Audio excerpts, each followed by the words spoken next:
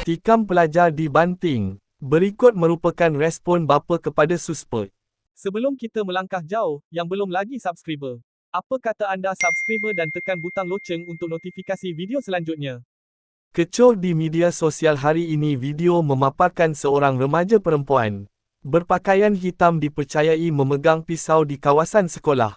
Dalam insiden mengejutkan itu, seorang pelajar berusia 15 tahun dilaporkan cedera selepas ditikam sebelum dikejarkan ke Hospital Banting untuk mendapatkan rawatan. Memetik laporan harian Metro, bapa mangsa, Muhammad Firuz Ibrahim, berkata dia tidak menyangka panggilan yang diterimanya daripada pihak sekolah membawa berita yang begitu mencemaskan. Menurutnya, ketika tiba di hospital, keadaan anaknya agak serius namun remaja itu masih sedar dan mampu bercakap. Doktor kemudian memaklumkan bahawa anaknya mengalami beberapa kecederaan termasuk pada bahagian paru-paru kiri. Muhammad Firuz turut mendakwa anaknya mempunyai kira-kira 14 kesan tikaman, dengan kebanyakan kecederaan berlaku di bahagian belakang badan.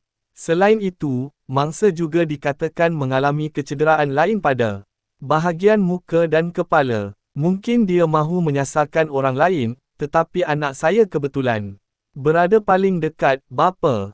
Dalam perkembangan terbaru, Jabatan Pendidikan Negeri Selangor memaklumkan suspek kes tikam di sekolah itu telah ditahan pihak polis.